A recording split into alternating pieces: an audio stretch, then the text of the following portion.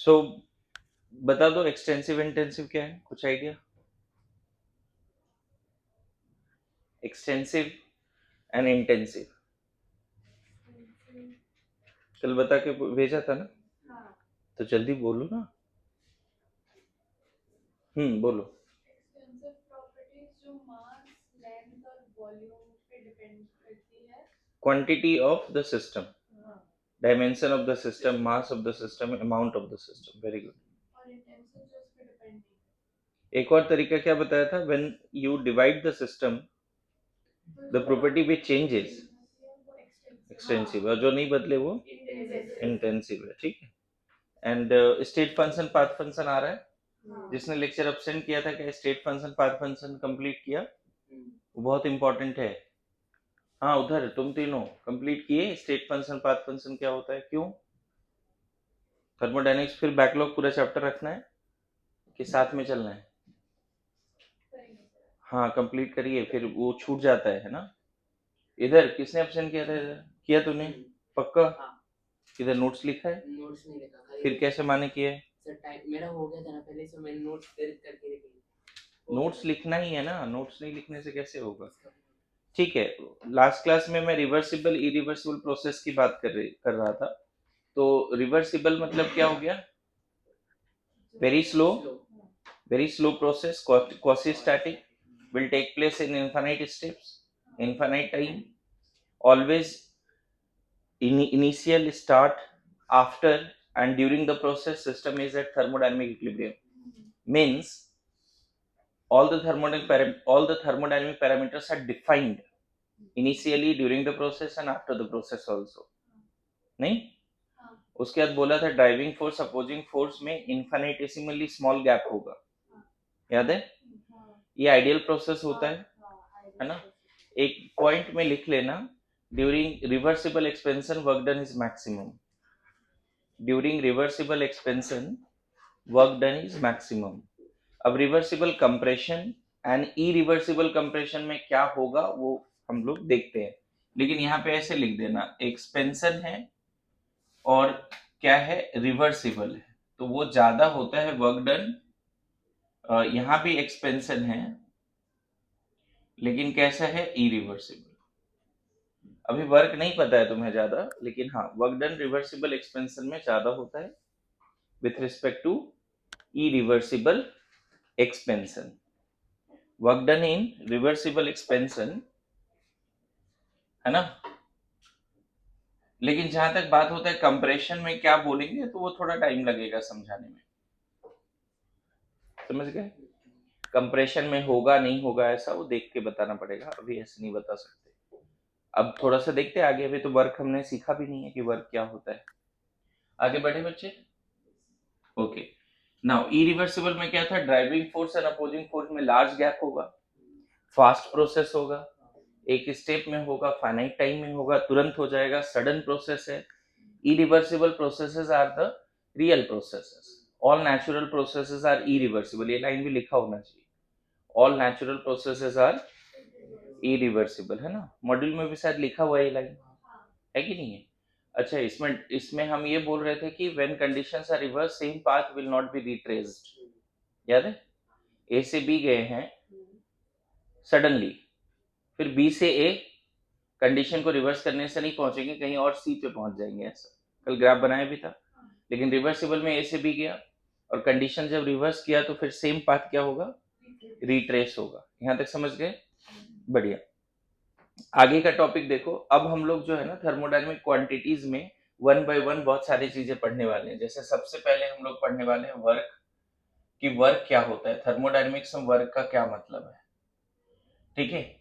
उसके बाद सीक्वेंस में ऐसे चलेगा, उसके बाद चलेगा हीट, थर्मोडायनेमिक्स में हीट का क्या मतलब है, फिर हम लोग पढ़ेंगे इंटरनल एनर्जी, है ना। इसी के बाद हम लोग पढ़ेंगे first law of thermodynamics. Sequence कैसे चलेगा क्लास का देखना। फिर हम लोग को पढ़ना है इंथैल्पी,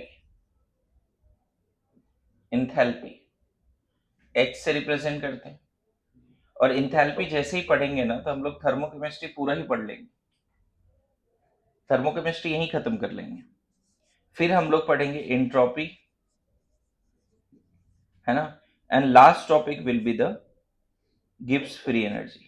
ये सीक्वेंस होगा हमारा पढ़ने का, गिब्स फ्री एनर्जी। आप समझना, इसको जी से रिप्रेजेंट करते हैं। लेकिन बात यहाँ पे ये हो जा रहा है कि ये 6 पैरामीटर, देखो अब मेरा सजेशन क्या है कि जब ये 6 पैरामीटर खत्म हो तो आपका शॉर्ट नोट एक तो पूरा क्लास में जो होगा वो तो होगा ही, लेकिन शॉर्ट नोट में वर्क के बारे में कम से कम 20 पॉइंट्स लिखे होने चाहिए। कितने पॉइंट्स? 20 पॉइंट्स वर्क के बारे में। हीट के बारे में कितने पॉइंट्स लिखे होने चाहिए? 20 पॉइंट्स। ऐसे तो जब मैं पढ़ा रहा हूं तो तुम शॉर्ट नोट दिमाग में रखना कि सर ने ऐसा शॉर्ट नोट बोला है, इसका मतलब आपको 20 पॉइंट्स जब मैं पढ़ा रहा हूँ उसी समय याद करना शुरू करना है कि हाँ वर्क का मतलब ये, फिर ये, फिर ये, फिर ये, ऐसा। Good to go? यहाँ तक समझ रहे हो सब लोग? ये रहेगा आपका वर्क फ्लो, और फिर थर्मोडायनेमिक्स खत्म हो जाए। हर पैरामीटर पे एक क्लास जाता है, ऐसे समझो। इतना आसान भी नहीं, ज्यादा ही जाता है, कम नहीं जाता है कहीं। क्लियर है? लेकिन अभी बताओ, इससे पहले जो हमने अभी तक किया है, अगर मैं उसको बात करूं तो वो बेसिक्स है बच्चे, that is called basics of thermodynamics. मतलब ये सब पढ़ने से पहले अगर आपको पता है कि मोल क्या है, वॉल्यूम क्या है, टेम्परेचर क्या है, प्रेशर क्या है, ये सब पढ़ने से पहले अगर ये पता है ना, इसके यूनिट्स के बारे में आइडिया है कि प्रेशर का क्या क्या यूनिट, टेम्परेचर का क्या क्या यूनिट होता है, उसके बाद गैस लॉज के बारे में आइडिया है, तो मान के चलो कि मेरा काम तो बहुत आसान हो जाएगा, आपकी अंडरस्टैंडिंग भी बहुत अच्छी होगी। लेकिन अगर ये सब में स्ट्रगल है तो मेरा काम भी डिफिकल्ट है, तुम्हें लगेगा सर क्या ही बोल रहे हैं क्लास में, कुछ पता ही नहीं चल रहा है। इसके बाद थर्ड पॉइंट जो बोला था, काइनेटिक गैस थ्योरी, वो भी पता होना चाहिए। इसका पूरा मतलब, इनफैक्ट वो इक्वेशन का डेरिवेशन मैंने जो होमवर्क दिया था, अगर वो कर लेते तो मजा आ जाता। मतलब फिर तो मुझे लगता कि हाँ यार बच्चे मेहनत कर रहे हैं, थर्मोडायनेमिक्स में चलो और अच्छे लेवल पे क्वेश्चंस कराते हैं। लेकिन अगर ये सब में ही स्ट्रगल रहेगा बच्चे, तो आई डोंट थिंक कि मैं तुम्हें जो कंटेंट देना चाहता हूँ नोट्स में रहेगा, लेकिन तुम फील नहीं करोगे। नोट्स में तो रहेगा, कहीं भी डाइल्यूट तो करते ही नहीं हम, लेकिन तुम फील नहीं कर पाओगे। तो what is the requirement, basic terms जो बोला, सिस्टम क्या है, सराउंडिंग क्या है, थर्मोडायनेमिक पैरामीटर्स क्या है, थर्मोडायनेमिक इक्विलिब्रियम का मतलब क्या होता है, जो अभी तक हमने पढ़ा है, बाउंड्री कैसा होता है, एडियाबेटिक का मतलब क्या है, आइसोथर्मल, वो सारे मतलब इसमें तुम वो प्रोसेसेस के बारे में भी थोड़ा सा आइडिया तो रखना ही चाहिए। मतलब टिल्ट और जो भी पढ़ा है उसके अलावा ये दो चीजें तो बहुत एक्स्ट्राऑर्डिनरी चाहिए, क्योंकि तुम बोलोगे ये चीजें मैं तुम्हारे ऊपर छोड़ा हूं, नहीं, मैंने खुद से पढ़ा है चीज, छोड़ा ही नहीं, भरोसा ही नहीं किया मैंने। इवन गैस लॉज में भी चार्ल्स लो बहुत अच्छे से एक्सप्लेन किया है, याद है -273 क्यों आया था, एब्सोल्यूट जीरो। तो जहां मुझे मेहनत करना है मैंने किया, इसमें भी थोड़ा बहुत तो बात किया ही है कि प्रेशर वाले जगह पे इसमें पढ़ाया था कि pressure is proportional to number of collisions, total collision with all the walls of the container inside in unit time. तो वहां से मैंने थोड़ा शॉर्टकट ले लिया कि एक्सप्रेशन बाद में ये आ जाता है ऐसे करके, लेकिन पूरा आपको, so this is one of the guidance also. फिर तुम बाद में ये नहीं बोलना कि सर आपने बताया नहीं कि थर्मोडायनेमिक्स क्या चाहिए हमें। अब ये चैप्टर ही हट गया, उसका पीडीएफ फॉर्म में इसने बनाया, मैंने भेजा भी वो पीडीएफ, है कि नहीं? तो अभी भी रिक्वायरमेंट क्या है, घर जाके पहले ये पढ़ना पूरा अच्छे से, फिर यहां आना जो आज पढ़ा रहा हूं। ओके, समझ गए ना? और इसको जब हम पढ़ा रहे हैं, अभी जस्ट बता दें, इसको पढ़ने के समय क्या ध्यान में रखना है कि मेरे शॉर्ट नोट में क्या आने वाला है, वर्क पे 20 पॉइंट आने वाले, तो अभी उस अंदाज में भी सीखना है। ओके, आगे बढ़े, लिख लो इसको, लिख लो, कोई दिक्कत नहीं। लेक्चर 5 या 6 जो भी होगा लिखो जल्दी, लेक्चर वाइज ही लिखना होता है नहीं सर, तभी जाके रिवाइज होता है लेक्चर 1 से लास्ट तक।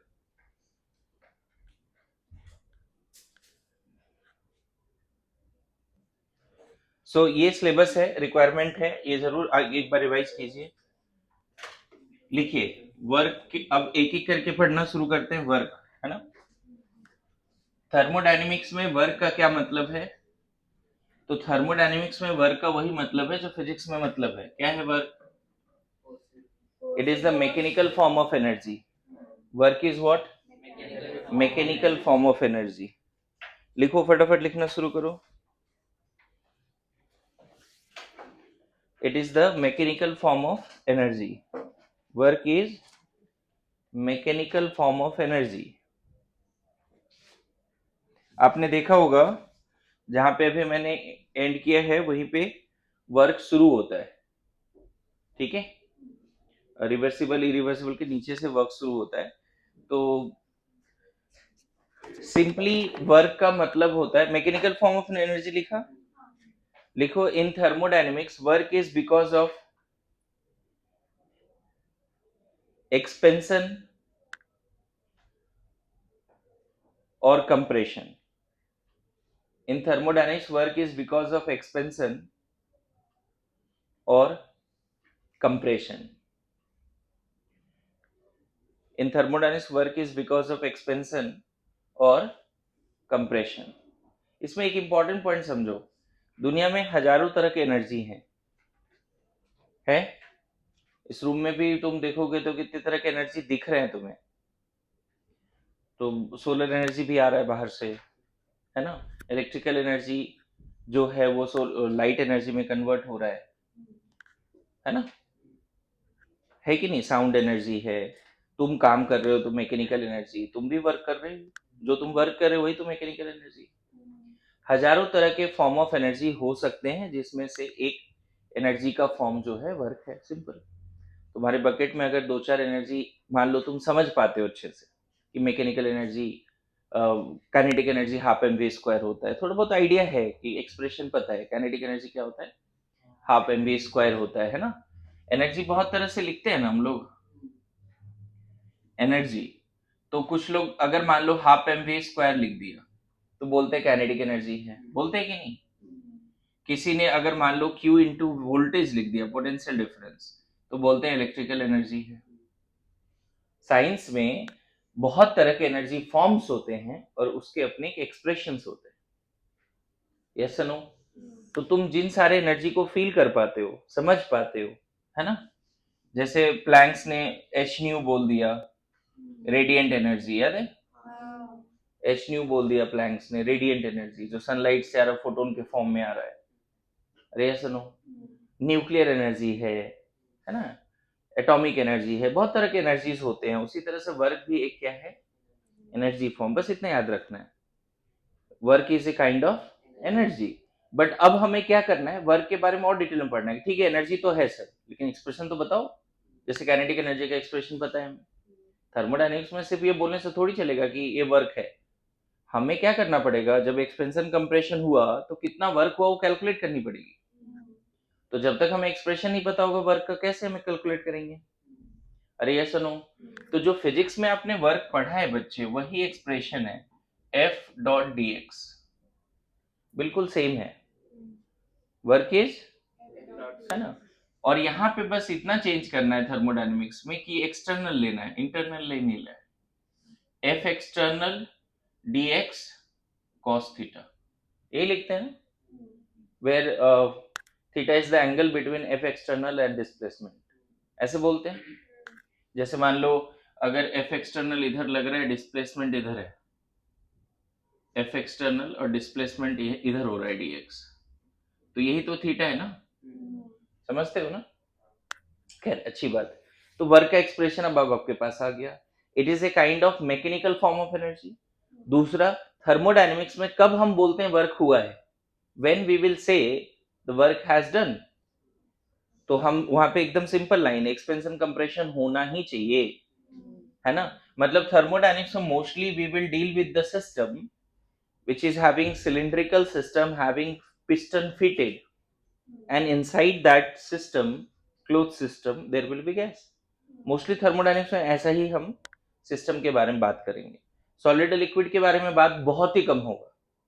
सिस्टम के अंदर गैस होंगे, एक सिलेंडर होगा, उसमें पिस्टन फिटेड होगा, एंड वहां पे पिस्टन ऊपर नीचे जाएगा तो वर्क होगा।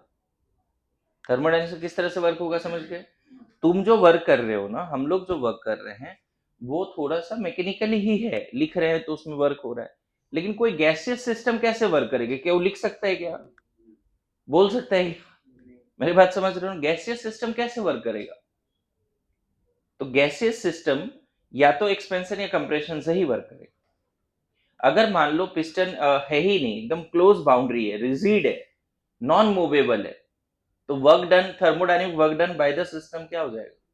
जीरो, कोई वर्क ही नहीं हो सकता। क्लियर है? अगर मान लो एक पिस्टन इस तरह से बनाया है ना, मान लेते ये सिलेंडर है, ये वाला फेस फिक्स है और यहाँ पे तुम्हारा पिस्टन है, ये मान लो पिस्टन है जो आगे पीछे जा सकता है, तो इस पे कौन सा फोर्स लग रहा है? P external. अंदर गैस है तो यहाँ कौन सा फोर्स लग रहा है? फोर्स नहीं, प्रेशर बात करें, पी इंटरनल लग रहा है। बोलो यहां तक समझ में आ रहा है? Yes no? अब मुझे बताओ कि अगर पिस्टन थोड़ा सा बाहर चला गया, थोड़ा सा डिस्प्लेसमेंट हो गई पिस्टन की, ठीक है, क्योंकि अंदर की प्रेशर ज्यादा थी, तुमने कुछ नहीं किया, सिस्टम के अंदर जो गैस है उसने खुद से इस पिस्टन को आगे, है ना, एक्सपेंड कर दिया। तो पिस्टन थोड़ा सा आगे गया, कितने लेंथ से आगे गया पिस्टन? dx से। पहले कितने लेंथ तक था? x लेंथ तक था। कितने लेंथ से आगे गया? dx। ये पिस्टन का जो एरिया है बच्चे, मान लेते हैं a है। पिस्टन का एरिया क्या है? a है। इधर वाला पिस्टन फिक्स है, अंदर कोई गैस है, because of more internal pressure थोड़ा सा मान लो एक्सपेंशन हो गया। तो इस केस में वर्क क्या लिखेंगे? इस केस में वर्क पहले तो हम लिखेंगे F एक्सटर्नल dx, पहले तो ये लिख दें, जो फॉर्मूला है वही लिखेंगे। लेकिन मुझे बताओ, P एक्सटर्नल इधर लग रहा है, फोर्स एक्सटर्नल इधर लग रहा है, पिस्टन इधर जा रहा है, गुड टू गो।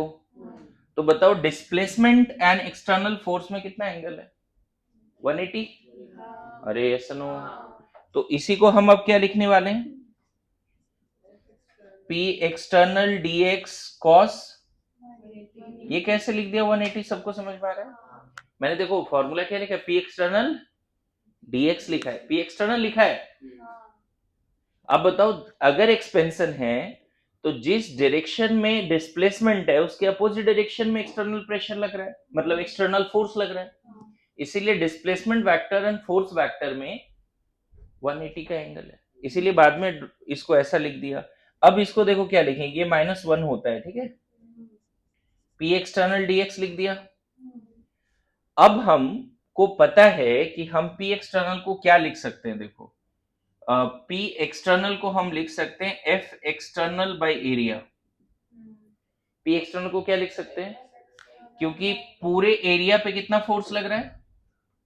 इस पूरे एरिया पे कितना फोर्स लग रहा है? F external. तो total force by area is the pressure, हमने इसीलिए प्रेशर पढ़ा है पहले, pressure is force per unit area. ये जो P एक्सटर्नल F एक्सटर्नल लिखे हो ना, इस पूरे पिस्टन पे है वो फोर्स, एक पॉइंट पे नहीं। इस पूरे पिस्टन पे फोर्स कितना है? F external.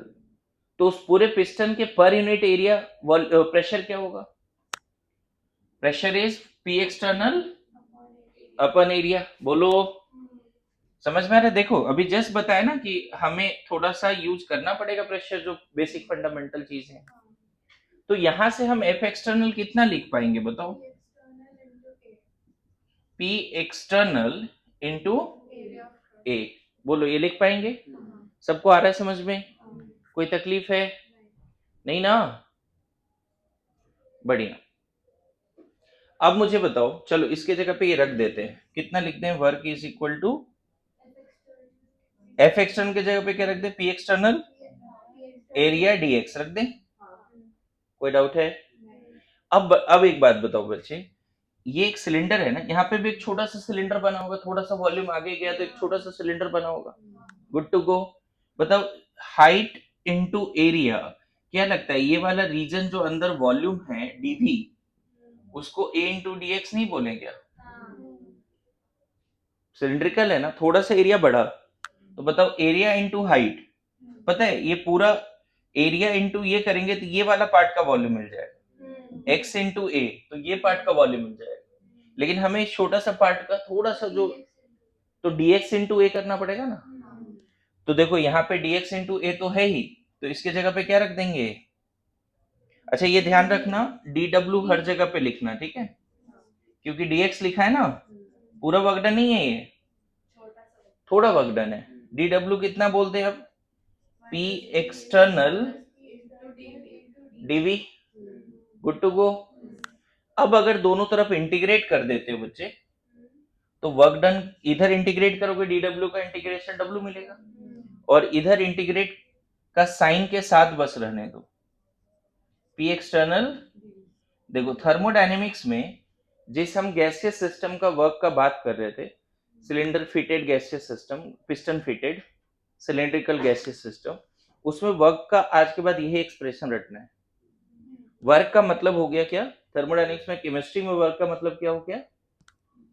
P external integral of P external, this is the work in thermodynamics chemistry expression। जैसे आपने ये सब एक्सप्रेशन याद किया ना, उसी तरह से आज के बाद जब भी बोले कि कैलकुलेट वर्क डन, कोई भी थर्मोडायनेमिक्स का क्वेश्चन आया और बोलता कैलकुलेट वर्क डन, सबसे पहले ये एक्सप्रेशन आना चाहिए दिमाग with minus sign also.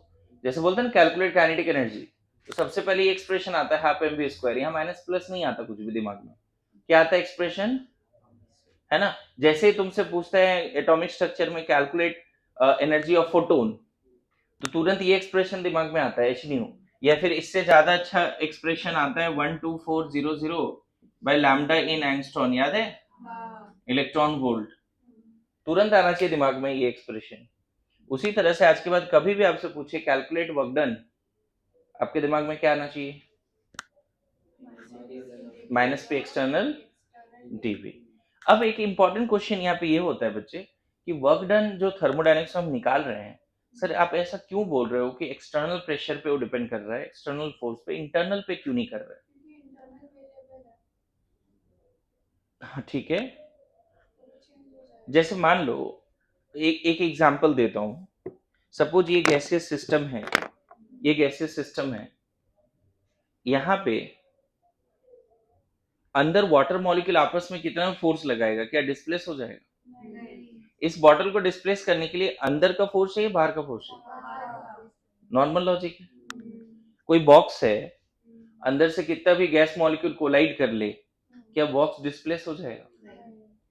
Piston आगे पीछे।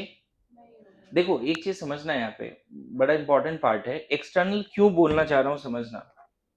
जैसे हम वो एग्जांपल दिए थे ना कि लिफ्ट से आ रहे हैं और स्टेयर से आ रहे हैं, दोनों केस में वर्क डन अलग क्यों है?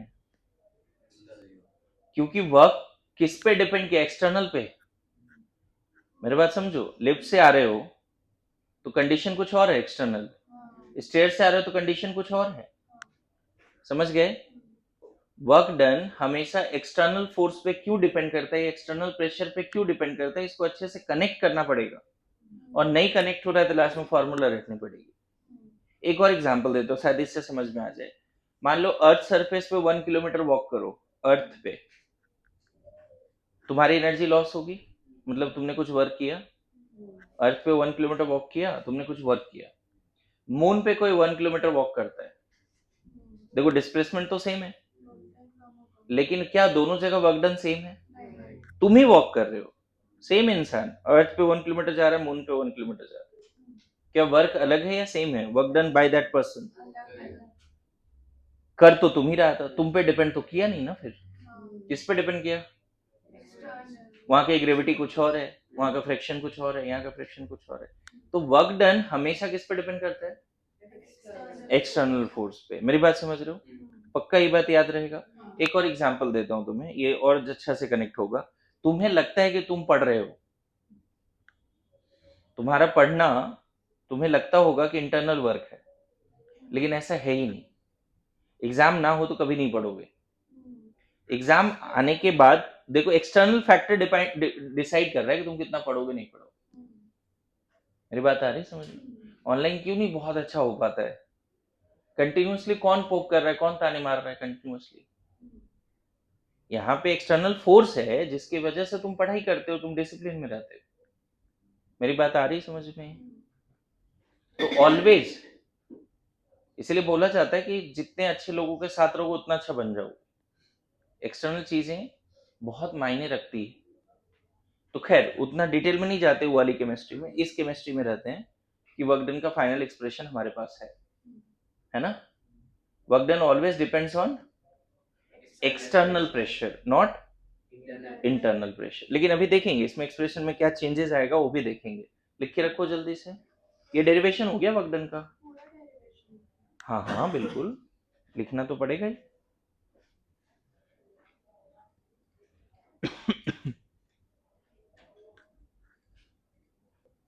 सो वर्क डन का हमेशा एक्सप्रेशन क्या रखना है, ये बात समझ में आ गई सबको।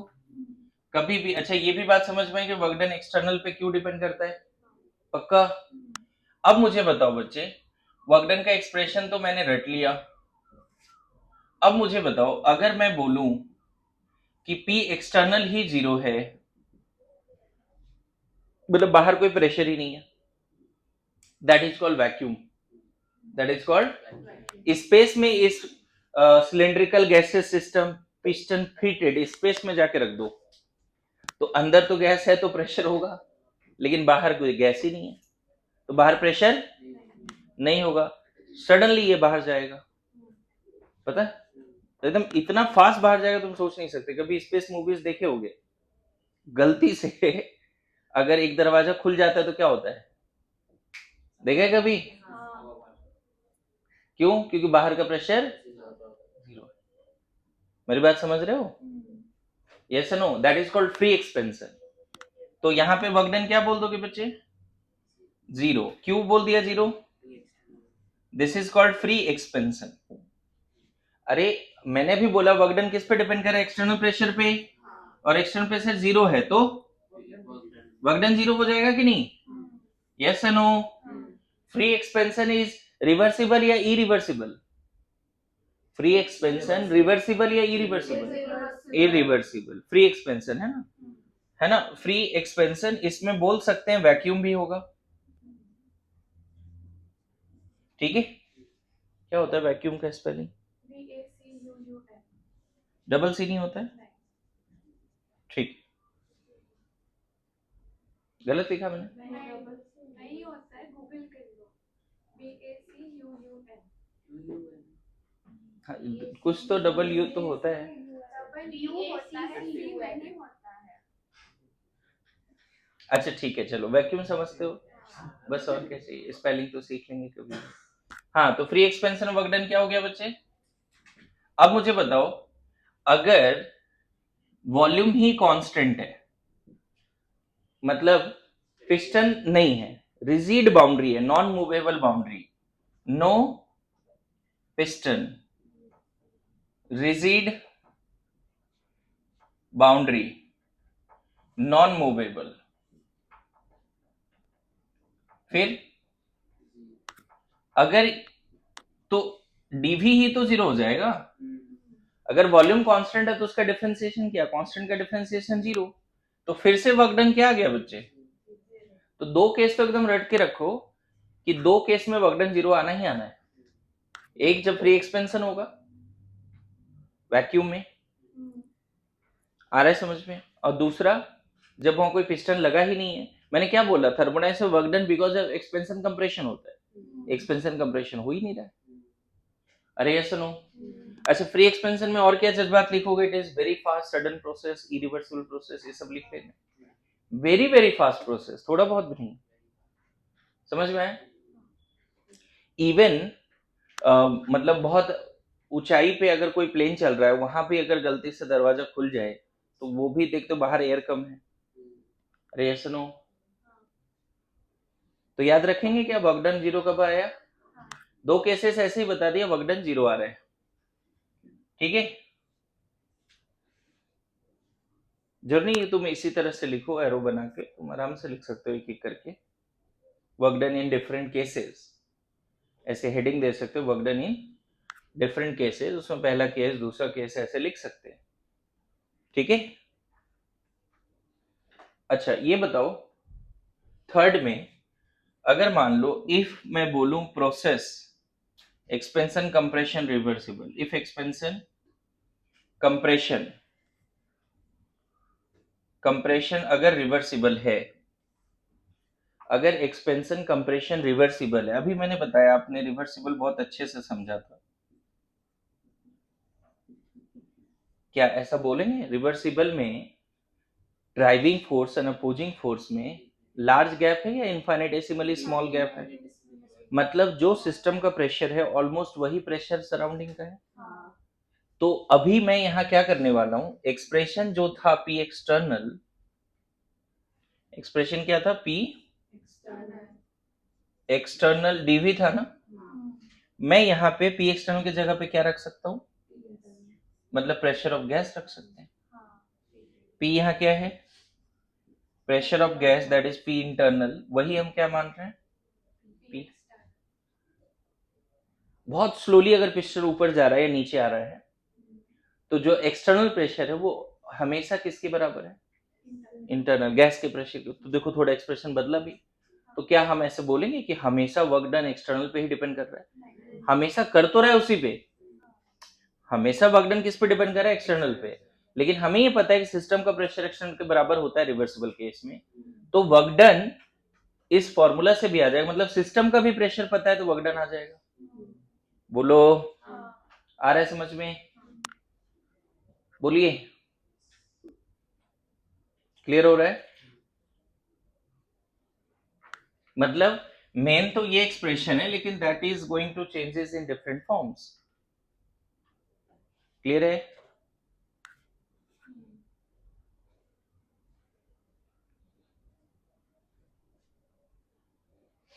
तुम लोग ये कभी सोचा था वैक्यूम में जब कोई गलती से डोर ओपन हो जाता है तो क्यों फास्ट जाता है ऐसा?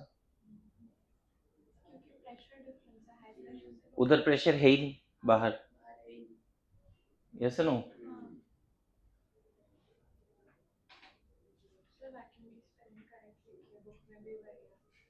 सही है ना? बस बस क्या चाहिए और?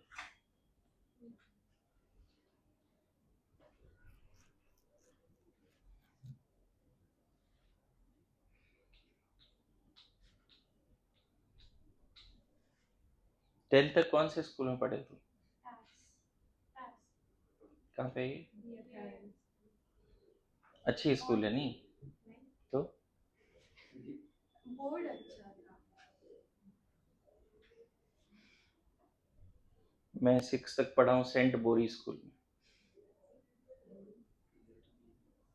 सेंट बोरी समझते नहीं? वो बोरा होता है ना, बोरा, बोरा समझता है? आलू वाली बोरी वगैरह जो, वो लेके जाते थे ना स्कूल में, वो थैले लेके जाते थे, सरकारी स्कूल थी, वो थैला लेके जाते थे, तो नाम ही रख दिया था सेंट बोरी। मिडिल स्कूल का नाम रखा था सेंट बोरी। मैंगो ट्री के नीचे क्लास होती थी, है ना? बिल्डिंग के अंदर क्लास लेने में टीचर भी डरते थे। 40-50 साल पुरानी थी, पता नहीं कब गिर जाए, है ना? सेंट बोरी स्कूल, मस्त एकदम। हाफ पैंट पहनो, हाफ पैंट नीचे गिर रहा है, उसको ऐसे पकड़ो, है ना? इधर से पूरा, है ना? फिर ऐसे करो, मजे आते थे। सेंट बोरी स्कूल, बड़े बड़े नाम बताते हैं लोग, मैं भी पढ़ा नाम बता रहा हूँ, उसमें क्या है?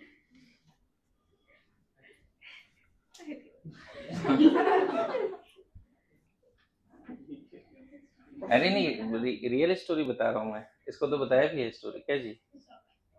सेंट बोरिस, हाँ। उनमें अगर कोई एब्सेंट होते तो वो चार्जर उसको टांग के लेके आते थे just because he is absent. Isobaric, अच्छा जहाँ पे वॉल्यूम कांस्टेंट लिखा था ना वहां पे लिख लेना आइसोकोरिक। सेकेंड केस में जहाँ पे लिखा था ना वॉल्यूम कांस्टेंट, वहां ब्रैकेट में लिख लेना आइसोकोरिक। आइसोबेरिक प्रोसेस क्या क्या मतलब होता है ऐसे समझो। आइसोबेरिक का मतलब ऐसा होता है कि पिस्टन तो है बट पी एक्सटर्नल कांस्टेंट है, ये फिक्स्ड है, कांस्टेंट। मतलब कंप्रेशन एक्सपेंशन सिस्टम में कुछ भी हो लेकिन बाहर की प्रेशर चेंज नहीं हो रही है। तो बताओ वर्क डन का एक्सप्रेशन अगर मैं ये लिखता हूं पी एक्सटर्नल डीवी, तो मुझे बताओ अगर प्रेशर कांस्टेंट है तो ये बाहर आ जाएगा ना इंटीग्रल साइन से, इंटीग्रल का प्रॉपर्टी होता है कांस्टेंट बाहर आ जाता है, तो इसको बाहर निकाल लो, पी एक्सटर्नल एंड डीवी। अब ऐसा हो सकता है ना कंप्रेशन एक्सपेंशन में कि जब प्रोसेस स्टार्ट हुआ उस समय वॉल्यूम V1 है, और जब प्रोसेस खत्म हुआ तो वॉल्यूम क्या है, V2 है। तो यहाँ लिमिट पुट करोगे पी एक्सटर्नल V, लिमिट क्या है V1 से, dV का इंटीग्रेशन जैसे dx का इंटीग्रेशन x होगा, x का वैल्यू रख सकते हैं, तो यहाँ पे कितना लिख दोगे, P external V2 minus V1। ध्यान रखना V2 फाइनल वॉल्यूम है आफ्टर एक्सपेंशन और कंप्रेशन, और V1 इनिशियल वॉल्यूम है ना। V final minus V initial भी रख सकते थे तुम यहाँ पर, इसी को तुम कितना लिख दोगे, डेल्टा V, dV नहीं बोलोगे, क्या बोलोगे इसको, डेल्टा V। तो work done in isochoric process का फॉर्मूला देखो, minus P external delta V। लिखो जल्दी जल्दी लिखो, work done in isochoric process, work done in isochoric process, sorry बार गलती बोल दिया मैंने 2 बार, आइसोबेरिक प्रोसेस। आइसोबेरिक याद है डेफिनेशन, कम से कम इतना तो लिखा था उस दिन, तो थोड़ा बहुत तो बात कर सकते हैं, ठीक है।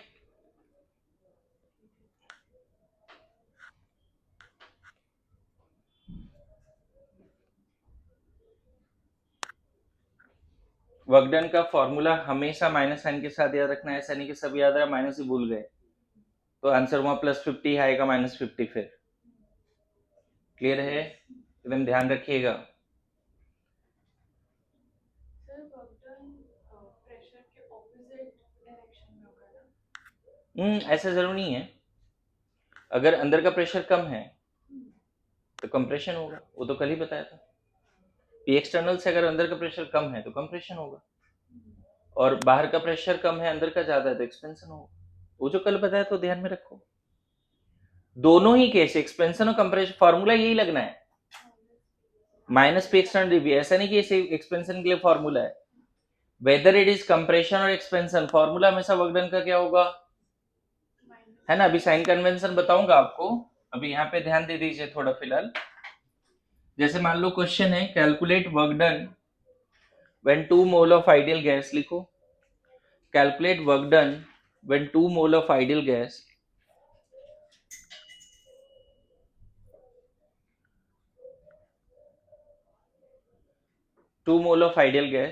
expended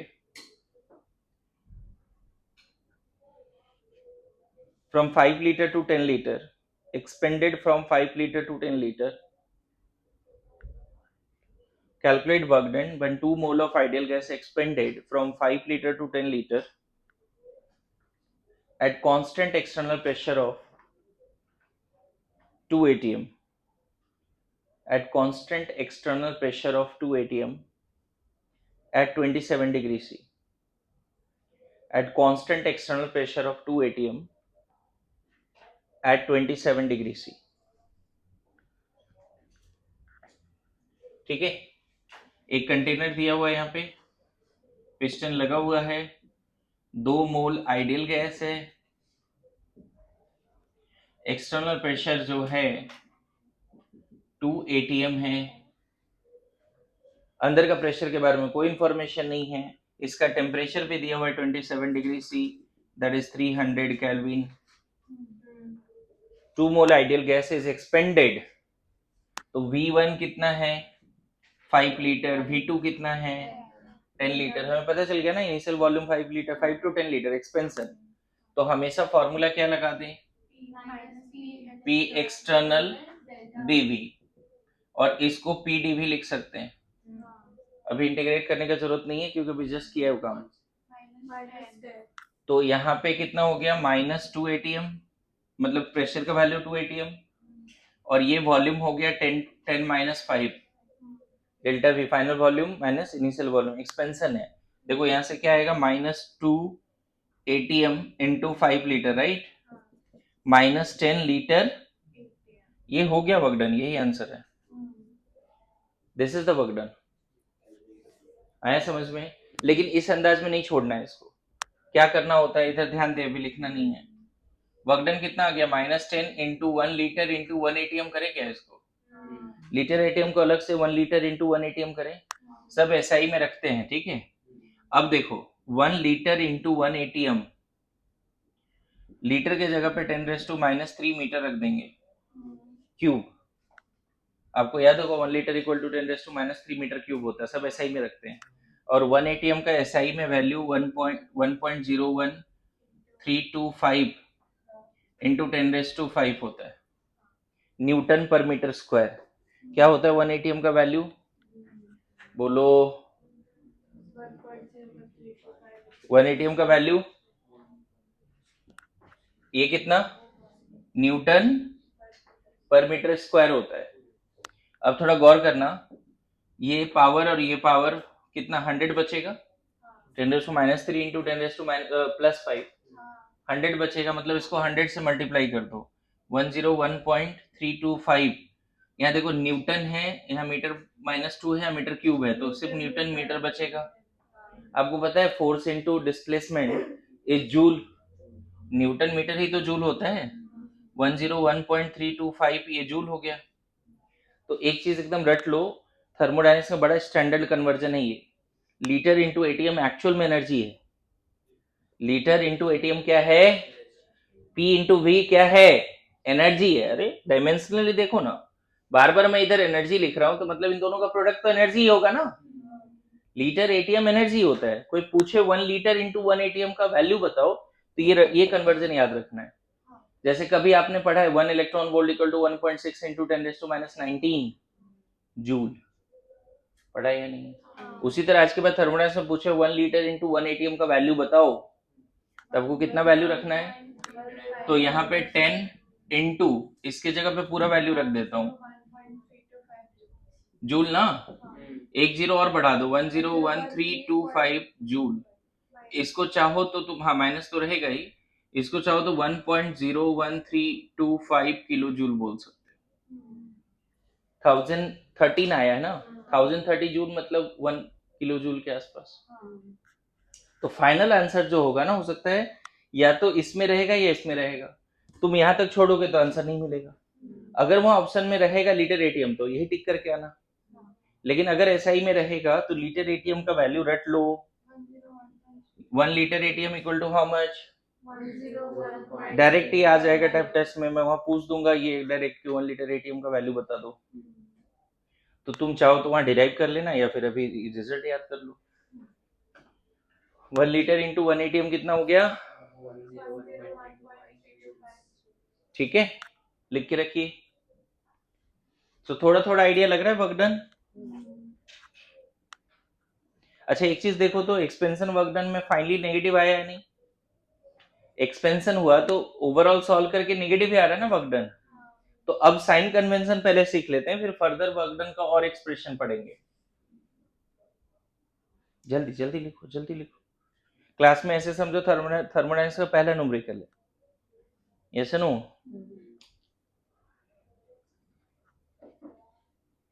लिखो। आगे का प्रोसेस ना, मतलब थर्मोडायनेमिक्स आइसोथर्मल में क्या होगा वो थोड़े समय के बाद एक्सप्लेन करता हूं मैं। अभी तुम लिखो sign convention for work. Sign convention देखिए ऐसे याद रखना बच्चे, अगर मान लो ये सिस्टम है, अगर सराउंडिंग वर्क कर रहा है, वर्क डन, इसको बोलते हैं work done on system by surrounding. अगर work done on system by surrounding है, इसी को बोलते हैं कंप्रेशन भी। अगर सराउंडिंग वर्क कर रहा है सिस्टम पे तो डेफिनेटली एक्सटर्नल प्रेशर ज्यादा होगा इंटरनल से, और इस केस में वर्क डन पॉजिटिव आएगा। वर्क डन का साइन कन्वेंशन क्या होगा, पॉजिटिव। देखो अभी तुमने एक्सपेंशन किया था ना, वर्क डन नेगेटिव आया, तो बाय डिफॉल्ट अगर work done on the system by the surrounding है तो वर्क डन का साइन कन्वेंशन क्या है बच्चे, ऐसे रटना है। और मैं एरो ऐसा दिखा रहा हूं, देखो इसको बोलते हैं work done by system on surrounding. System work कर रहा है ऑन सराउंडिंग, ये तभी पॉसिबल है जब पिस्टन ऊपर जाएगा, that is called work done expansion, क्या बोलेंगे इसको? Work done expansion. और इसका साइन कन्वेंशन से क्या रिश्ता है? अभी जस्ट क्वेश्चन किया है। एनी हाउ याद रखना, compression work is positive in thermodynamics and expansion work is, मतलब अगर तुमने ये याद कर लिया ना तो बाद में जो सॉल्व करके आता है वैल्यू, उसको क्रॉस चेक करके आंसर भी बोल सकते हो कि सही है गलत है। मान लो अगर एक्सपेंशन हो रहा है और तुमने जो फॉर्मूला लगा के सॉल्व किया वहां पॉजिटिव आ गया, इसका मतलब तुमने गलती करा है। जैसे अभी सॉल्व करके नेगेटिव आया और एक्सपेंशन भी है, मैच कर गया। एक्सपेंशन वर्क इन थर्मोडायनेमिक्स, मैं बताऊं फिजिक्स में जब पढ़ोगे ना तो ये बिल्कुल साइन कन्वेंशन अपोजिट है। वहां पे एक्सपेंशन पॉजिटिव, कंप्रेशन नेगेटिव है और एक्सपेंशन पॉजिटिव है वहां पे। लेकिन केमिस्ट्री में साइन कन्वेंशन इंटरनल एनर्जी से रिलेटेड होता है। ये थोड़े समय के बाद और क्लियर कर दूंगा मैं, फिलहाल अभी केमिस्ट्री का साइन कन्वेंशन ऐसे ही रखना है। एक्सपेंशन वर्क को हम क्या बोलते हैं? Work done by the system on the surrounding. और कंप्रेशन वर्क को क्या बोलते हैं? समझ गए? Work done on the system by the surrounding. और एक्सपेंशन को क्या बोलते हैं? By the system on the surrounding. और यहाँ क्या बोल रहे हैं? Work done on the system, या फिर ऐसे पढ़ सकते हो work done by surrounding on system. Work done by surrounding on system, या फिर work done on system by surrounding, दोनों सेम बातें हैं। और देखो ये लैंग्वेज भी होता है एग्जाम में कि calculate work done by the system, calculate work done by the on the system by surrounding, ऐसा रहता है। और कभी कभी तो ये सब लैंग्वेज भी नहीं होता। अभी देखो क्वेश्चन में बस इतना लिखा है 5 से 10 लीटर गया, तो तुमको खुद डिकोड करना पड़ेगा कि 5 से 10 लीटर गया तो work done by the system है या ऑन द सिस्टम है। क्या है यहाँ पे? Work done by the system है। और अगर बाय द सिस्टम है तो वर्क डन क्या आना चाहिए? नेगेटिव। क्या आया है क्वेश्चन में? आया है, बढ़िया। चलो आगे लिखो। साइन कन्वेंशन सबको समझ में आ गया जी? मुझे साइन कन्वेंशन में कोई डाउट नहीं चाहिए, कंफ्यूजन भी नहीं चाहिए। और मैं बताऊं, अगर आपने ये फॉर्मूला रटा है ना बच्चे, तो साइन कन्वेंशन का टेक केयर नहीं भी करोगे तो भी आंसर सही है। नहीं नहीं, डेरिवेशन तो करा ही दिया ना, मैं वही बता रहा हूँ। ऐसे देखो ना, ये फॉर्मूला अगर है, इधर सब लोग ध्यान दो, अगर ये फॉर्मूला तुम एकदम सही रखते हो, ऑटोमेटिकली अगर कंप्रेशन में पॉजिटिव आएगा। कैसे आएगा? देखो, प्रेशर तो कभी नेगेटिव पॉजिटिव होता नहीं, होता है क्या प्रेशर? लेकिन जो वॉल्यूम चेंज है, अगर कंप्रेशन है तो इसका मतलब 10 लीटर से 5 लीटर गया, वॉल्यूम चेंज नेगेटिव हो जाएगा। सामने नेगेटिव और यहाँ नेगेटिव है तो पॉजिटिव आ गया ना कंप्रेशन में। तो तू जब ये फॉर्मूला यूज करोगे ना, माइनस पी इंटीग्रल डीवी, तो फिर साइन कन्वेंशन का टेक केयर नहीं करोगे तो भी सही आंसर आएगा। लेकिन मैंने एक और टूल क्या दिया कि आप लास्ट में क्रॉस चेक भी कर सकते हो। अच्छा बताओ, एक्सपेंशन है यहाँ नेगेटिव है, ये तो हमेशा पॉजिटिव होता है। एक्सपेंशन वॉल्यूम बढ़ ही रहा है तो डेल भी ज्यादा ही होगा, तो सब पॉजिटिव है तो आया ना negative. Expansion work done negative automatically आएगा, तुम्हें उतना दिमाग नहीं लगाना है, तो सिर्फ फॉर्मूला पे काम करो, सही कैलकुलेशन करो। लेकिन साइन कन्वेंशन लोग याद रखते हैं। केमिस्ट्री में साइन कन्वेंशन थर्मोडायनेमिक्स में वर्क और हीट का बड़ा मायने रखता है। क्यों? क्योंकि कंफ्यूजन तभी स्टार्ट होता है जब आप फिजिक्स में भी थोड़ा पढ़ोगे वर्क डन वगैरह, तो वहां पे सर आपको बताएंगे कि क्यों वर्क डन पॉजिटिव है एक्सपेंशन में। यहाँ एक्सपेंशन में नेगेटिव आ रहा था ना, फिजिक्स में वर्क डन क्या आएगा एक्सपेंशन में? पता है फिजिक्स में जो थर्मोडायनेमिक्स पढ़ना है वहां भी वर्क कैलकुलेट करना है, सब कुछ सेम रहेगा, एग्जैक्टली सेम रहेगा। वहां भी फॉर्मूला वर्क डन का पी एक्सटर्नल डीवी होगा, बस माइनस नहीं होगा। वहां पे वर्क डन फिजिक्स में क्या लिखोगे? Integral of P external dV, बस माइनस नहीं लगाना। Good to go? बोलो। बढ़िया, आगे बढ़ते हैं। नाउ लिखो work done in isothermal reversible process. Work done in isothermal reversible process. थोड़ा बहुत आइडिया है वर्क डन आइसोथर्मल का क्या मतलब होता है? टेम्परेचर कांस्टेंट है, राइट? dt या डेल्टा टी जीरो है। अच्छा बताओ, क्या टेम्परेचर कांस्टेंट रहते हुए, हाँ वही सोच, वही तो मैं पूछने वाला हूँ, क्या ऐसा होगा कि इसका टेम्परेचर हमेशा कांस्टेंट है और ये पिस्टन ऊपर नीचे जा सकता है? नहीं होगा, नहीं होगा, नहीं होगा। क्यों? क्योंकि डेल्टा भी जीरो है। डेल्टा भी कहाँ जीरो है? Delta sorry delta T dt या डेल्टा टी जीरो है, sorry change in temperature zero है, टेम्परेचर कांस्टेंट है। मैं ये बोल रहा हूँ टेम्परेचर कांस्टेंट रखते हुए क्या हम पिस्टन को ऊपर नीचे नहीं ले जा सकते? पक्का? देखो यहाँ पे फर्स्ट लॉ जब सीखते तो बहुत मजा आ जाता। बाहर से जब हीट दोगे ना इसको, मान लो 100 जूल हीट दिए, उतना काम करा लो, टेम्परेचर नहीं बदलेगा। जितना तुमने हीट दिया उतना काम करा लिया, तो सिस्टम अपना टेम्परेचर कैसे बदल पाएगा? क्योंकि जो हीट दोगे उससे टेम्परेचर बदलेगा।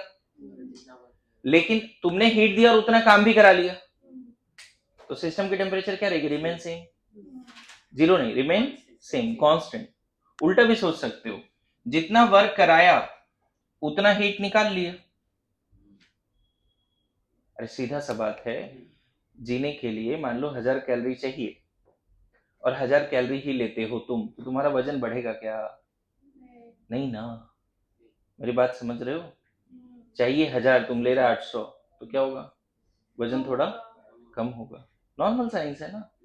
तो टेम्परेचर कांस्टेंट रखना है, तो अगर तुम गलती से हीट दे रहे हो तो तुमको वर्क कराना पड़ेगा, और अगर वर्क कर रहे हो सिस्टम पे, work done on the system, तो हीट निकालना पड़ेगा। Good to go. तो आइसोथर्मल प्रोसेस में कंप्रेशन एक्सपेंशन पॉसिबल है। गुड टू गो।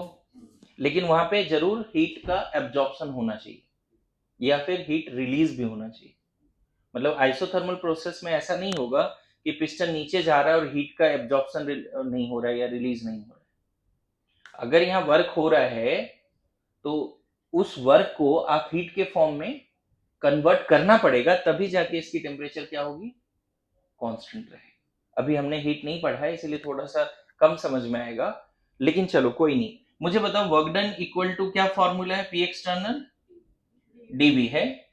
अच्छा, कहीं रिवर्सिबल वर्ड दिख रहा है तो पी एक्सटर्नल की जगह पे क्या यूज कर लें? P of gas, that is PDV. बताया था अभी थोड़ी देर पहले। अच्छा बताओ, यहाँ गैसियस सिस्टम के लिए मान लो n मोल गैस है, इसकी टेम्परेचर T है, वॉल्यूम V है, अंदर की प्रेशर P है। अंदर गैसियस सिस्टम के लिए बोल रहा हूँ, पीवी को डनाटी हम सराउंडिंग के लिए नहीं लगाने वाले। अब बताओ सिस्टम के लिए क्या लगा सकते हैं? पीवी। सिस्टम के लिए ये लाइन हमेशा वैलिड होगा, पीवी को डनाटी। दिक्कत क्या है पता है? अगर आइसोथर्मल प्रोसेस है ना, यहीं पे अगर बॉयल्स लॉ पढ़े होते तो मजा आ जाता। Isothermal number of mole fix है, तुम बताओ ये फिक्स है, ये फिक्स है, आर भी फिक्स है। आइसोथर्मल में क्या होता है समझो, आइसोथर्मल में पीवी क्या हो जाता है? कांस्टेंट। क्यों? Fix mass of gas, temperature fix, ये सब फिक्स है ना। मतलब आइसोथर्मल में P is inversely proportional to V। कब? जब N और T कांस्टेंट है। आया समझ में? This is called Boyle's law. मुझे एक बात बताओ सृष्टि, लास्ट बेंच, आइसोथर्मल में क्या प्रेशर वेरिएबल है या नहीं? आइसोथर्मल प्रोसेस में प्रेशर वेरी करेगा या नहीं करेगा? प्रेशर कांस्टेंट है या वेरी कर रहा है? आइसोथर्मल में तुम देखो ना, आइसोथर्मल में ये सब कांस्टेंट है, एन तो फिक्स ही है, R universal gas constant, T constant है, वेरी क्या क्या कर रहा है? आइसोथर्मल प्रोसेस में क्या वेरिएबल होता है? Pressure and volume are variables. Good to go. Now you tell me, अगर ये वेरी कर रहा है, ये भी वेरी कर रहा है, दो वेरिएबल्स, क्या ये कांस्टेंट तो है नहीं कि बाहर निकाल, जैसे अभी अपने एक्सटर्नल में किया था, पी एक्सटर्नल कांस्टेंट है, तो तभी तो आया था minus P external delta we. तो यहाँ इंटीग्रेट नहीं कर पाओगे, फंस गए तुम। क्यों नहीं इंटीग्रेट होगा? क्योंकि प्रेशर भी वेरिएबल है और वॉल्यूम भी, तो आगे बढ़ ही नहीं पाएंगे। अगर ऐसा सिचुएशन आ जाता है ना, तो थर्मोडायनेमिक्स में ये इक्वेशन को ब्रह्मास्त्र बोलते हैं। क्या बोलते हैं? ब्रह्मास्त्र। 4-5 वेरिएबल को एक साथ कनेक्ट कर रहा है, और क्या चाहिए तुम्हें? P V T N, 3-4 parameter को एक साथ कनेक्ट कर रहा है। तो हम क्या करेंगे यहाँ पे, P को क्या लिख सकते हैं यहाँ से बताओ? P को लिख सकते हैं nRT बाई V। बोलो, लिख सकते हैं? Pressure of system, pressure of gas, internal pressure को हम क्या लिख सकते हैं? nRT। तो हम इंटीग्रेट नहीं कर सकते, तो क्या हुआ, प्रेशर को रिप्लेस तो कर सकते हैं ना, nRT by v dv। बोलो कैसे डिराइव कर रहा हूं, समझ रहे हो। अब मुझे बताओ nRT, ये तीनों तो कांस्टेंट ही है, ये बाहर आ जाएगा, क्या मिलेगा, minus nRT integral of dv by v मिलेगा। अब देखो तो एक variable dx by no doubt यहाँ पे वॉल्यूम चेंज होगा तो वॉल्यूम v1 से v2 तो लिखना पड़ेगा ना हमें। इसके बाद देखो क्या हो जाएगा, मुझे बताओ वर्क डन अब कितना लिख दोगे, माइनस nRT, इसको ln v बोलते हैं बच्चे, पता नहीं ये इंटीग्रेशन भी सीखा है नहीं, इंटीग्रेशन dx by x का इंटीग्रेशन होता है ln x, सुना है क्या भाई, याद रखो। तो इंटीग्रेशन dv by v का इंटीग्रेशन क्या होगा, ये वाला पार्ट, और यहाँ पे लिमिट क्या रखना पड़ेगा, v1 से v2, ln x, बोलो ln x तो सही में है क्या,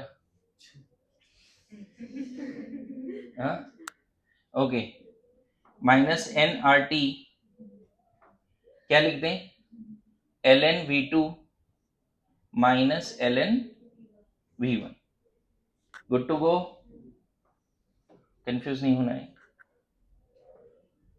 यहीं पे डेरिवेशन है, देखो कितना लिख दोगे, minus nRT ln v2 by, ये याद है log x minus log y, log x by y होता है, यस नो।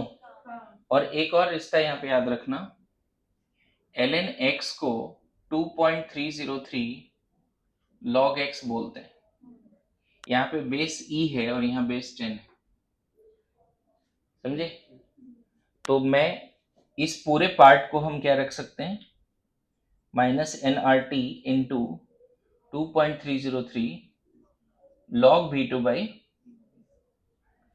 बेस अलग था तो बेस को चेंज किया, अब यहाँ पूरा मल्टीप्लाई कर दो, minus 2.303 nRT log v2 by v1 is the expression for work done, final expression आ गया देखो वर्क डन का, ये है expression for work done in what process, reversible word जरूर रखना, इरिवर्सिबल मत बोलना, रिवर्सिबल बहुत स्लो प्रोसेस है, इरिवर्सिबल नहीं।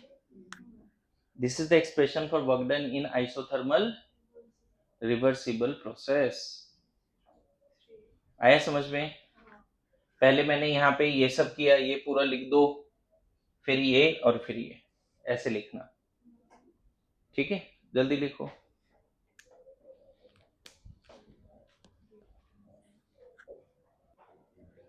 ओके आगे बढ़े,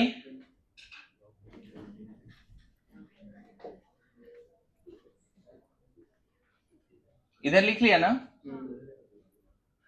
देखो जो बॉयल्स लॉ थोड़ा सा बता देता हूँ, बॉयल्स लॉ है क्या, अगर एक कंटेनर में गैस है बच्चे, टेम्परेचर कांस्टेंट है, मोल फिक्स है,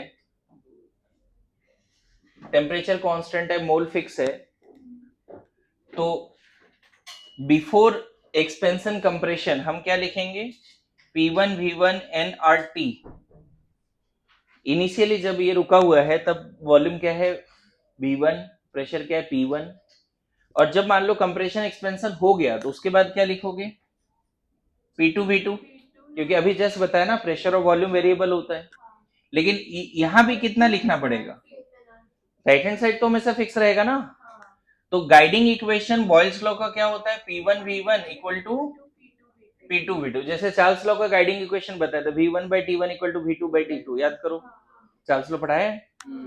तो यहां से तुम मुझे बताओ कि V2 by V1 किसके बराबर हो जाएगा, P1 by P2 होगा, तो कहीं ना कहीं एक एक्सप्रेशन और वर्क डन का क्या आ जाएगा, हम V2 by V1 की जगह पे क्या रख सकते हैं, तो इन isothermal reversible process this is another expression for work done, isothermal reversible process में वर्क डन का एक और देख रहे हो कैसे बार बार थर्मोडायनेमिक्स में आ रहा है गैस लॉस, समझ रहे हो ना,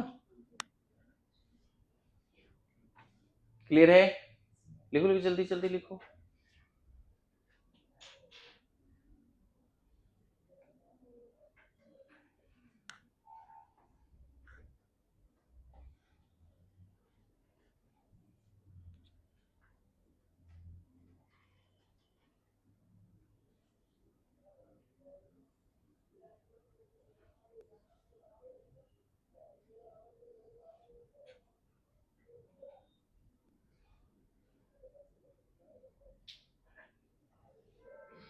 done.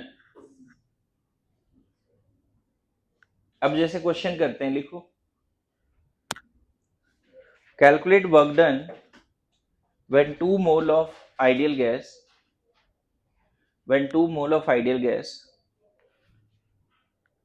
calculate work done when 2 mole of ideal gas expended isothermally reversibly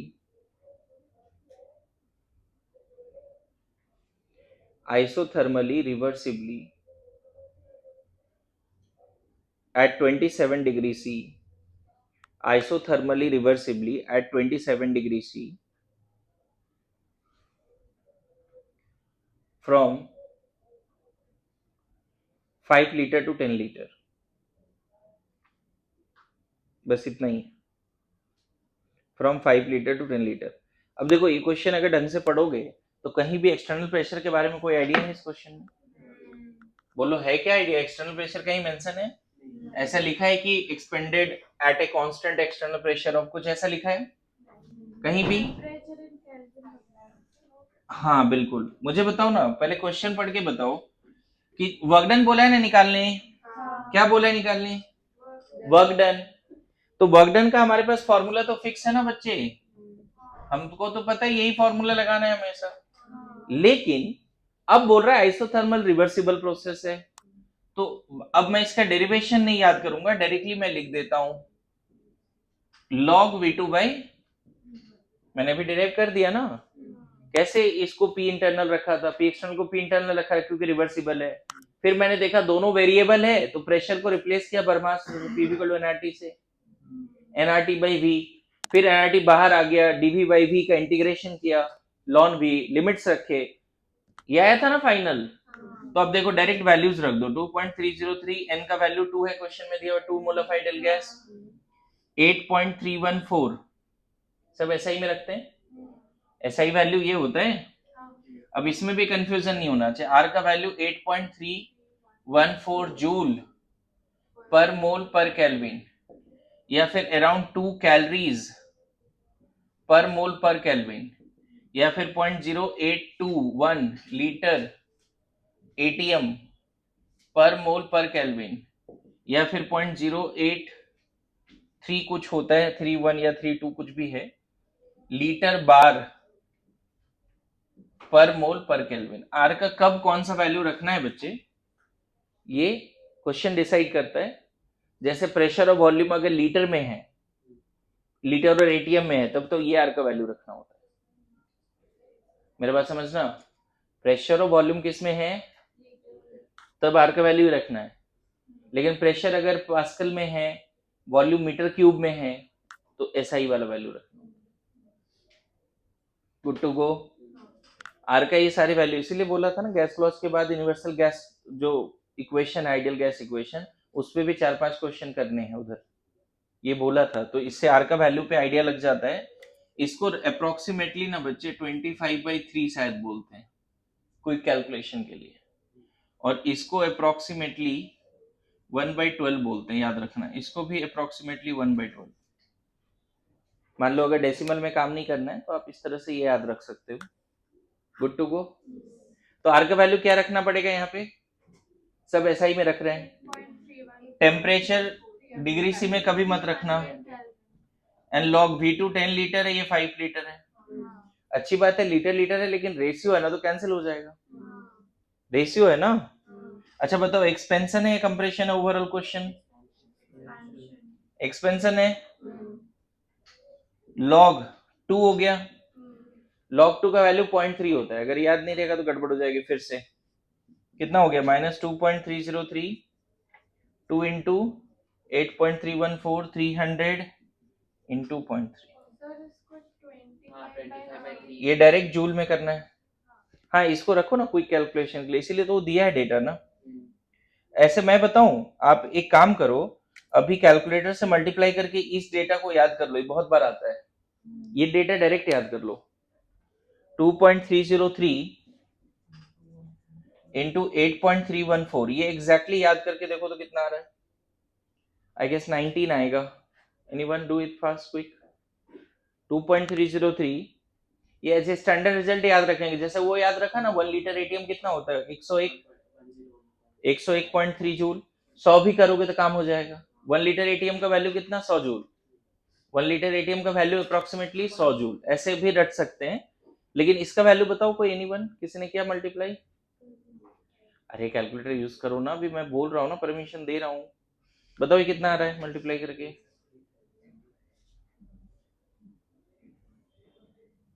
minus जिद्दी लोग हैं भाई।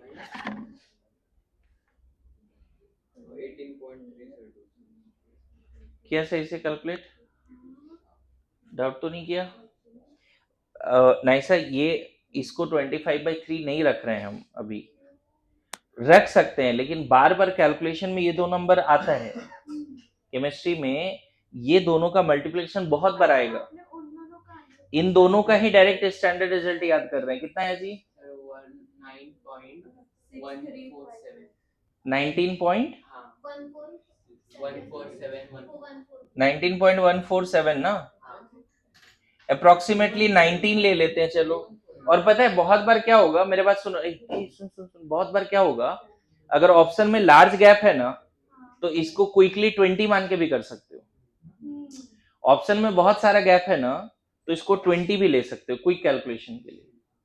तो मैं बोल रहा हूं कि ये याद रख लेना एज ए स्टैंडर्ड रिजल्ट। तो 19.147 हाँ वही बोल रहा हूं, तो मैं बोल रहा हूं या तो उसको 19 मान लो या 20 मान लो। देखना, ध्यान रखना कि ऑप्शन में गैप बहुत ज्यादा होना चाहिए। ऐसा नहीं होगा कि एक ऑप्शन 10.2 है, एक ऑप्शन 10.3 है, एक ऑप्शन 10.4 है, तब तो एग्जैक्ट रखना पड़ेगा। मेरे बात समझो, 4 ऑप्शन है, एक 10.2 है, 10.3 है, 10, तब तो एग्जैक्ट रखना पड़ेगा। लेकिन 4 ऑप्शन में एक 10 है, एक 30, एक 50, एक 70 है, तो बहुत गैप है ना। समझ रहे हो? थर्मोडायनेमिक्स में थोड़ा कैलकुलेशन पेनफुल हो सकता है आपके लिए, इसलिए जो जो रिजल्ट मैं बीच बीच में देते जा रहा हूँ उसको ध्यान में रखिए, है ना। ये सारे वैल्यूज जैसे शॉर्ट में याद रखो, 25/3 होता है, 1/12 होता है, 0.0821, तो इसको मैं 20 मान लेता हूं अभी फिलहाल के लिए। 20 इंटू 2 इंटू 300 इंटू 0.3 जूल। अब हमें दिख गया कि 2 2 4 और ये 3 12 हो गया ना, 12, ये सब 12 हो गया। 12 इंटू 300, 12 इंटू 12 इंटू 300 कितना हो गया? 3600, इतना ही ना, 3600 जूल। क्विक कैलकुलेशन के लिए इसको 3.6 किलो जूल बोल दो, हो गया सही आंसर। 344 कुछ तो आ रहा है लेकिन ठीक है, मतलब मान लो वहां ऑप्शन है 3.4 है, एक 4.7 है, ऐसे ऑप्शंस रहेंगे ना, तो जो 3.6 के आसपास है वो चूज कर लेना, क्योंकि एग्जैक्ट रखते तो हो सकता है 3 पॉइंट जो ये बता रही 3.4 आता। मैंने यहाँ जम्सन लिया ना, इन दोनों को 20 मान लिया। अरे आ रहा है समझ में? थर्मोडायनेमिक्स थोड़ा बहुत आइडिया लग रहा है, वर्कडन, आइसोथर्मल वर्कडन। अच्छा ये बात याद रखना, अभी फिलहाल के लिए लिख देता हूँ, क्वेश्चन में एग्जाम में दिया रहता है लॉग 2.3 है, लॉग 3.47 है, ये दिया रहेगा। लॉग 5 जो है 0.69 है, लॉग 7.84 है, लॉग 1 0 होता है, लॉग 10 1 होता है ना। लॉग बुक नहीं देते, क्वेश्चन में डेटा बस लिखा रहता है कि उस क्वेश्चन में log 2 आएगा बाद में, तो log 2 का वैल्यू डायरेक्ट लिख दिया। 25 लाख बच्चे एग्जाम देंगे, कितनों लॉग टेबल बांटते रहेंगे वो, मेरी बात समझ रहे हो ना। तो वो क्वेश्चन में अगर लॉग रहता है तो उसका वैल्यू दे देते हैं, ठीक है। कोशिश करते हैं लॉग वाला क्वेश्चन ही ना दे, ऐसा भी होता है बहुत बार, लेकिन ऐसा नहीं मानना है कि नहीं देंगे, आया हुआ है लॉग से रिलेटेड सवाल, ठीक है। मैं बताऊं, लॉग को लेकर ना बच्चे, आपको ना 2 लेक्चर देखने हैं, ये मैं भेज दूंगा आपको। मतलब जो केमिस्ट्री में लॉग का यूज है ना, वो करना ही है, उतना उतना नोट्स बनाना ही है, समझ गए ना। बहुत अच्छे से एक्सप्लेन किया है, वो आप देख लेना। अभी रिपीटर वाले बच्चों को भी दिया था, क्योंकि उसमें बहुत सारे बच्चों को लॉग नहीं आ रहा था, तो फिर उनको भेजा तो उन्होंने लॉग देखा है, ओके। और आप लोग तो फर्स्ट टाइम सीख रहे हो, तो अभी सीखना पड़ेगा, गुड टू गो। देखो क्लास में पढ़ाया जा सकता है, लेकिन फिर इसमें 3 से 4 घंटे 2 घंटे तो जाएंगे कम से कम लॉग सिखाने में, और वो बेसिक मैथ्स का पार्ट है, और मेडिकल वाले बच्चे थोड़ा स्ट्रगल करते हैं, तो इसीलिए मैंने अलग से लॉग रिकॉर्ड ही कर दिया। मैथ्स है ना वो, हाँ। ठीक है।